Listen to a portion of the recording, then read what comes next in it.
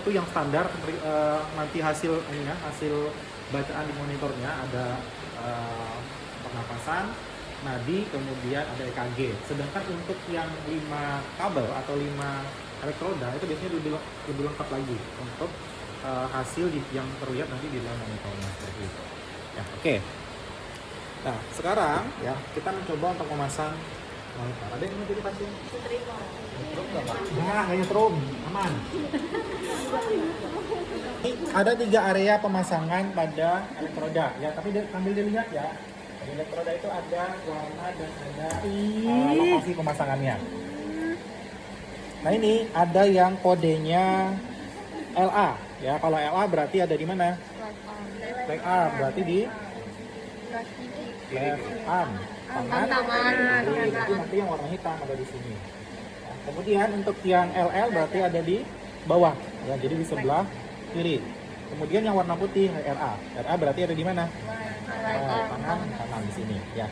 Posisinya untuk yang bagian atas atau yang di bagian tangan itu bukan di tangan sini dia tempelnya, tapi nanti di interkosta kedua di sebelah kanan dan sebelah kiri seperti itu. Oke, sekarang kita coba dulu untuk yang RA. Nah, sekarang kita hitung 1, 2. Nah, di sini ya. Nah, posisinya di sini. Dan jangan lupa jangan langsung tempel ya, dibuka dulu. Kita perlu pakai jeli. Gak usah, kan sini sudah jelinya. Jadi itu baru apa? Baru. Baru. Di sini ya. Oke, kemudian sama untuk yang LA. Kada kelihatan kah? Aku juga kada kelihatan bos. A. Nah, lagi. Kemudian ini. Kemudian yang LL ini ada di sebelah kiri bawah. Boleh. Oke, nah sekarang sudah selesai untuk pemasangannya. Sekarang coba hidupkan alatnya.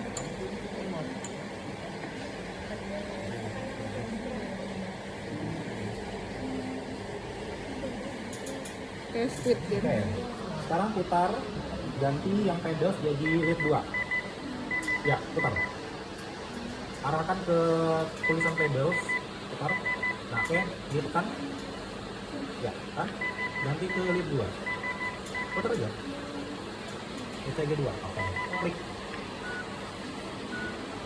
Nah, kelihatan. Jadi sudah kita bisa melihat monitor jantung pada pasien. Oke, normal. Ya, jadi pastikan dulu jangan sampai ada artefak itu yang dia naik turun gak jelas. Jadi dia harus ada gelombang EKG-nya. Nah, ini jelas nih. Ya, nah, ini berarti pemasangannya sudah pas. Ya, jadi tidak bergeser-geser seperti itu. Dan biasanya untuk penggunaan elektroda ini, ya, dia biasanya harus diganti 1 hari atau 2 hari sekali karena rekatnya itu dia mudah lepas seperti itu, dan juga jelinya itu nanti di dalamnya kering. Nah, jadi harus diganti 1 atau 2 hari seperti itu. Nah, biasanya kalau pemasangan monitor jantung kan dia lama biasanya 1 minggu. Biasanya yang pasien-pasien di ruang ICU itu kan biasanya lama. Jadi memang harus diganti. Meninggal. Nah, itu ya, itu untuk yang penggunaan dengan elektroda. Nah, beda lagi dengan yang menggunakan pedals. Kita ganti ke pedals. Ya, terus lagi. Jangan berubah tadi. Oke. Klik. Ya, kalau sternum berarti ada di sana. Buka lagi. Ikut bawahnya. Ini konten. Nah, kemudian untuk yang apex ada di interkosta kelima. Di sini. Ditrum lah itu. Kita lihat.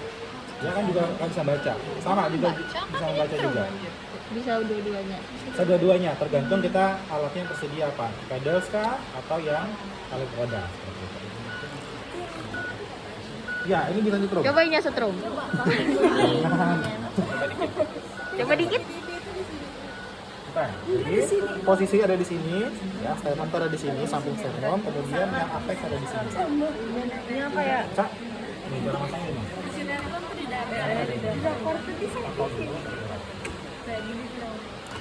Nah, sekarang ganti lagi. Oke, seperti itu ya untuk pemasangan monitor jantung, cukup mudah. Ya, jadi teman-teman tinggal yang dilihat kodenya, RA berarti di kanan. Nah, letaknya ada di interkosta kedua. Sedangkan yang LA ya berarti di tangan kiri ya. Jadi posisinya ada di interkosta 2 juga. Kemudian yang LL ada di bagian bawah. Boleh di perut atau boleh di dada bagian atas sama. Ya. Oke. Mana? Dapat 2 skill ya. Yang pertama, kita mengukur tekanan CVP pada pasien. Kemudian yang kedua nanti bagaimana kita melakukan perawatan pada daerah CVP. Nah, ingat, CVP itu adalah kateter yang masuk ke dalam superior vena cava. Jadi dia berada pas sebelum dia masuk ke ruang jantung sebelah kanan. Nah, jadi sebenarnya CPP itu tujuannya untuk apa? Tujuannya untuk melihat bagaimana kondisi status cairan pasien. Jadi kita tahu kalau dia tekanannya tinggi berarti cairannya banyak, overload, ya kan? Kemudian kalau dia tekanannya rendah berarti dia kekurangan cairan. Sehingga nanti terapi juga akan bisa kita evaluasi seperti itu. Nah, normalnya nilai CPP itu berada di antara 5 sampai dengan 15 cm air paksa. Nanti kita ukur ya, nanti dia arahnya kemana. Kalau dia di atas 15 berarti overload tadi kelebihan cairan, kalau dia di bawah 5 berarti kekurangan cairan. Intinya ya, CPP itu adalah kita melihat kondisi preload pada jantung. Nah, preload kan berarti pada saat pengisian pada ruang jantung. Nah, ada 3 ya, preload, afterload, kontraktilitas. Lupa atau fisiologi. Ya, ada 3, preload, afterload, kontraktilitas. Nah, yang kita ukur CPP itu adalah yang afterload. Sedangkan yang afterload itu mengukurnya pakai apa? Tensi. Tensi itu sebenarnya kita mengukur tekanan di seluruh tubuh. Yang kita ukur itu adalah afterload. Kalau kontraktilitas biasanya kekuatan jantungnya diukurnya bagaimana? Dengan menggunakan EKG. Jadi semuanya bisa kita ukur. Ya, oke. Sekarang bagaimana cara mengukur untuk CPP? Ya, yang pertama, ya yang teman-teman harus tahu adalah, ya, yang pertama adalah kita harus menyiapkan yang namanya manometer atau alat ukur untuk mengukur tekanan. Ya, harusnya manometer itu bukan seperti ini. Ya, harusnya manometer itu dia ada tempat khusus untuk meletakkan selangnya. Ya, ini karena tidak ada emergency. Dan ini sebenarnya sama aja prinsipnya, cuman ini tidak terlalu akurat kalau kita periksa ke pasien seperti itu. Ya, jadi ada 3 cabang, ya.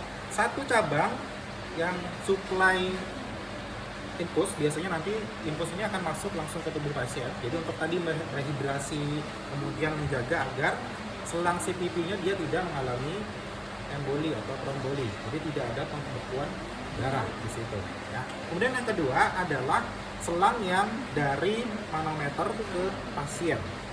Ya, cabang kedua, kemudian cabang ketiga adalah yang selang CPP yang masuk ke dalam pasien. Jadi ada 3, ya, teman-teman harus ingat nanti cabangnya yang mana. Ya, karena nanti ada pertama dibuka dulu cabang yang mana, yang kedua cabang mana, ketiga cabang mana. Jadi ada urutannya. Ya. Oke. Yang pertama jangan lupa cuci tangan, kemudian menggunakan sarung tangan.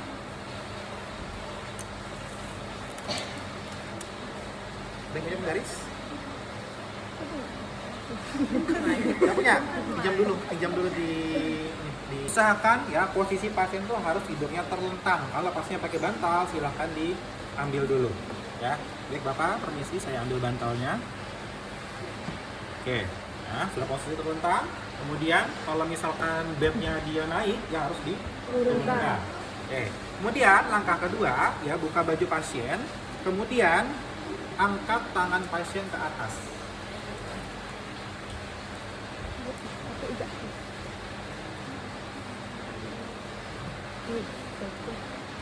Nah, oke. Kemudian, nah sekarang kita menentukan dulu titik zeronya atau titik nolnya. Nah, ada di mana titik nol itu? Ya, titik nol itu ada pas berada pada interkosta kedua atau interkosta ketiga.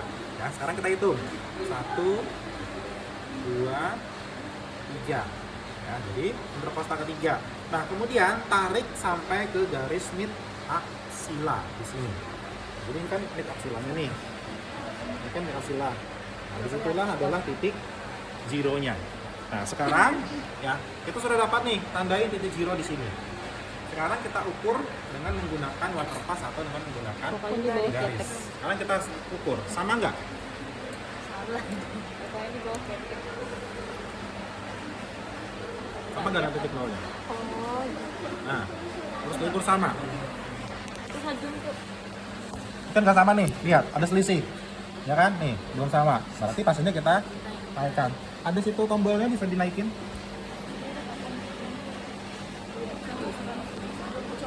Ini tuh coloknya nih. Itu udah ini.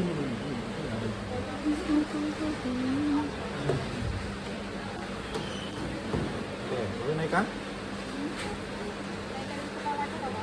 Semua, sebadan-badannya. Terus, terus. Terus.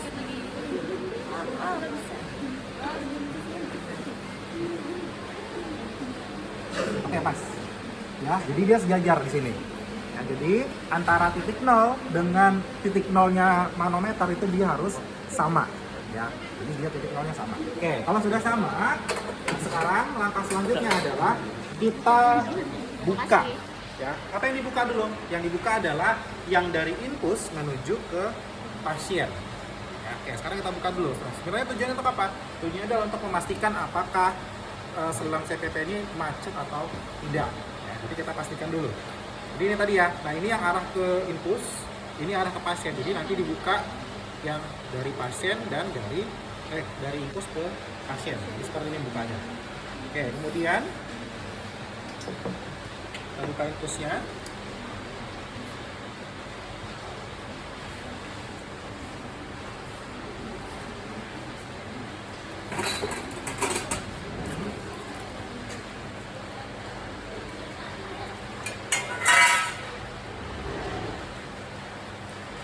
Oke, pastikan ya, dia alirannya lancar. Bentar ke alirannya? Di atas? Ada ya? Oke, kalau lancar berarti sudah kita bisa pastikan. Ada. Sekarang ya. Oke, kalau kita pastikan berarti dia lancar alirannya. Nah, sekarang setelah kita pastikan dia lancar, kita kunci dulu. Ya. Ini kan kunci, kalau ini posisinya mengunci semua, jadi tidak ada yang jalan. Sekarang kita kunci dulu yang dari infus. Sekarang kita isi dulu untuk yang bagian manometernya. Berarti yang dari infus dibuka ke yang manometer. Oke, sekarang dibuka di sini. Kemudian infus yang sini dibuka. Oke, biarkan dia mengisi sampai ke maksimal. Ya, sudah sampai atas ya. Oke, sekarang dikunci lagi. Oke, yang dari infus dikunci, kemudian kunci semua dulu.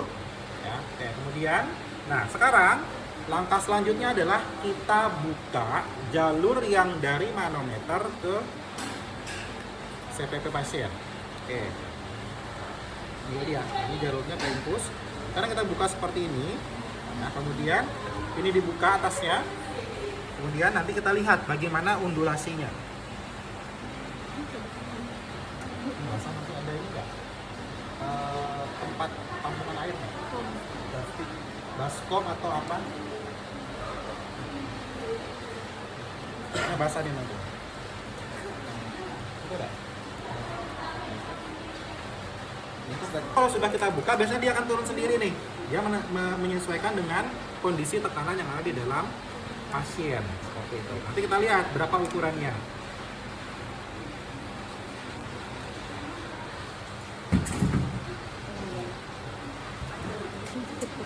Ya, nah sekarang ya kita lihat bagaimana posisi penurunannya.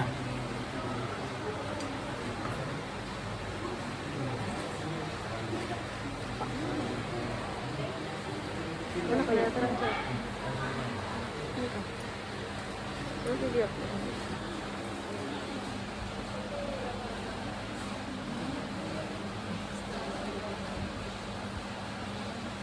Oke, turun ya. Udah berhenti? Sudah. Nah, kalau sudah berhenti sekarang kita lihat. Nah, cara melihatnya jangan lihat dari atas, nggak bisa kelihatan. Jadi kita matanya harus sejajar dengan garisnya. Oke, sekarang kita tunduk ke bawah, kita lihat ukurannya. Ternyata si titiknya itu ada di angka 8. Berarti ya kalau angka 8 interpretasinya apa? Kondisi status cairan pasien. Ini nih. Ini nih bawah. Bukan. Kalau 8 berapa berarti kondisi pasiennya? Status pasiennya? berarti dia cairannya dia normal. Seperti itu. Ya, oke. Kalau sudah, sekarang kita tutup yang dari manometer, kemudian kita tutup yang dari CPP-nya. Oke, sudah selesai untuk pengukuran CPP-nya. Jadi seperti itu. Jadi sekarang ingat yang dibuka. Pertama yang dibuka infus dulu, arahkan ke CPP ke pasien. Ya. Kalau sudah pastikan dia lancar, baru yang dari sini kunci dulu, kemudian arahkan infus untuk mengisi cairan yang ada di manometer. Kalau sudah diisi penuh, kemudian kunci lagi infusnya, kemudian yang di sini dibuka, kemudian dari sini ya arahkan ke bagian pasien dari manometer ke pasien, baru diukur berapa tekanannya.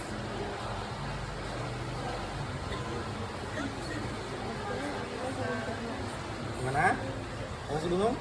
Masih belum. Urutannya? Masih belum, Pak. Gimana? Yang itu Urutan membukanya. Oke.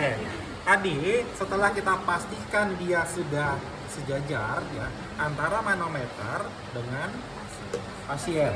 Ya, kalau sudah sejajar, sekarang kita siapkan dulu. Yang pertama, pastikan ya aliran airnya itu lancar ke bagian pasien. Nah, caranya bagaimana? Ya, kita buka dulu klemnya. Jadi yang dibuka dari infus menuju ke pasien. Oke, saya mau buka. Ini infus nih. Ya, ini ke pasien. Jadi dibuka. Dibuka. Ya, pastikan alirannya lancar. Lancar ya? Lancar. Oke, kalau lancar sekarang dikunci. Kemudian buka yang dari infus menuju ke manometer. Kita isi dulu sampai penuh atau boleh sampai dengan 30 atau 40. Nah, oke, sekarang sudah kita buka. Jangan lupa bagian atasnya dibuka klemnya. Oke, kemudian kita buka. Jangan mengisi nanti. Oke, sudah cukup ya sampai 40. Oke, sekarang kita kunci infusnya. Kita kunci CPP-nya, ya, manometernya, kemudian baru kita buka dari manometer menuju ke pasien. Oke, kalau sudah, baru kita buka. Nah, penuh aja bukanya.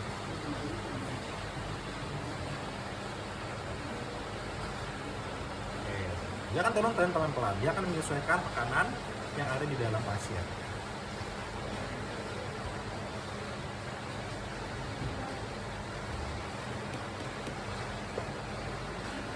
Normalnya berapa tadi normalnya? 5 sampai 5 sampai 15. Oke. Misalkan seperti ini deh. Misalkan berarti di sini. Nah, sekarang kita ukur. Ya. Ternyata CPP-nya ada di 17,5 tekanannya. Berarti pasiennya kondisinya apa? Overload atau kelebihan volume cairan. Udah, kalau sudah ditutup bagian manometernya, kemudian di sini juga ditutup, dikunci. Oke, setelah itu sudah selesai untuk pemeriksaan. Jangan lupa ditulis di catatan dokumen hasil hasilnya berapa.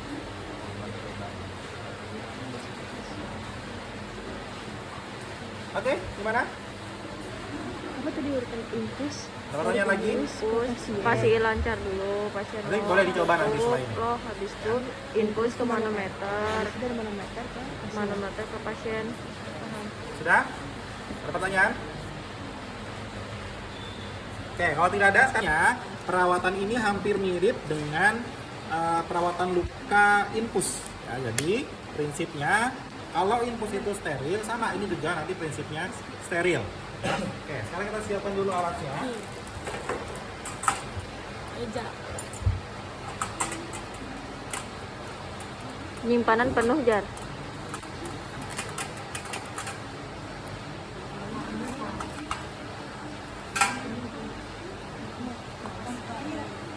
Pelutannya. Harus pakai pinset. Ya, seperti pinset. Steril tadi. Karena di sini ada luka jahitan.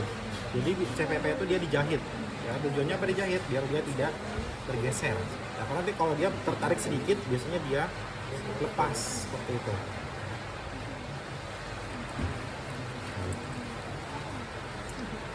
Ya, pakai yang anatomis ke selangnya biar nggak pas.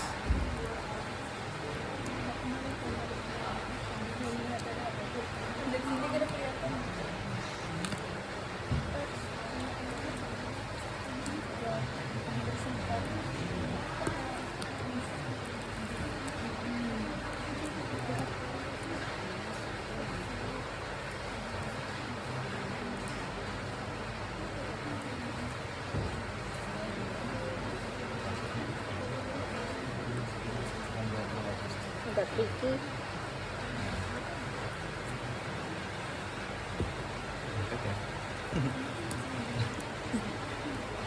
Agak tricky ini kayak kalau di pasien asli. Ya harus hati-hati. Lepas. Lepas ini deh. Ya anggap aja udah dibuka ya, karena susah banget nih lengket. Tapi kalau di pasien biasanya enak ya, dia nggak akan kemana-mana karena dijahit. Tapi ya harus hati-hati juga kan jahitannya nanti takutnya lepas.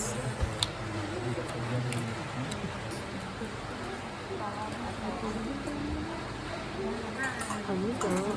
Oh, aku kan kalau makan bebek tuh kayak takutnya tuh kayak keras banget kan. Kamu di plastik kan air.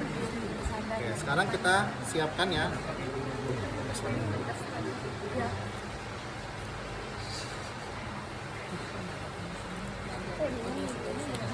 Nah, sekarang kita bersihkan. Jadi bersihkannya ya melingkar dari bagian dalam ke bagian luar ya. Oke, sama seperti perawatan infus. Jadi yang dibersihkan itu adalah bagian dalam, kemudian pada daerah yang dipasang dijahit seperti itu.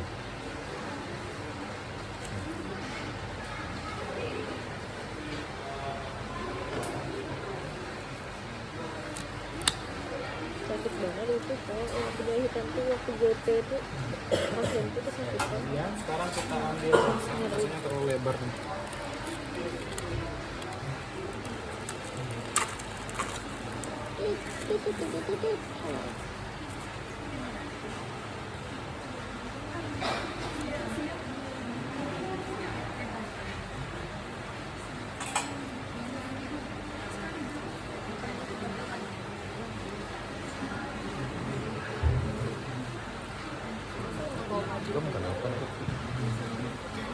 Kamu baju kan?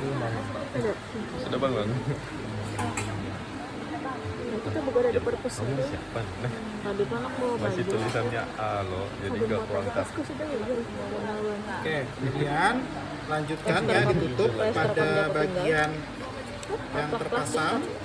Sudah bangun. Kemudian baru dilapisi dengan plester yang transparan.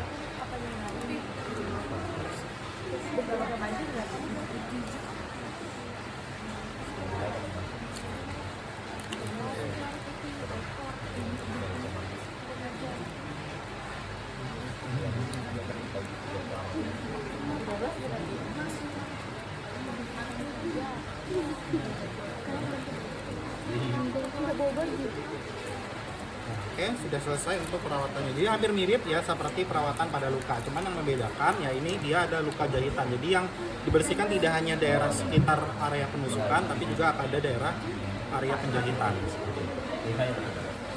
Oke, nah seperti itu teman-teman semua.